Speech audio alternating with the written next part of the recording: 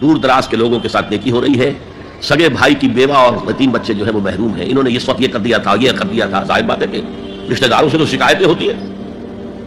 یہ تو ہمیشہ ہمارے مخالف رہے جی، ان کی ہم کیسے مدد کریں؟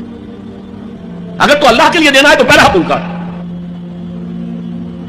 من عبا للہ وابغض للہ وعطا للہ ومنع للہ، اللہ کے لیے دیا ہے اگر تو اپنے اس نفس کی جو انتقام کا جذبہ ہے اس کو کچلو، اور جس کا سب سے پہلا حق ہے اس کو پہنچاؤ، حق بحقدار رسید، ذوی القربى والیتامى، جو بے سہارا رہ گئے، باپ کا سایہ نہ رہا، والمساکین،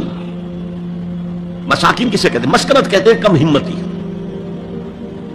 آپ کو معلوم ہے آج کل ایک مرض کہلاتا ہے نیورستھینیا،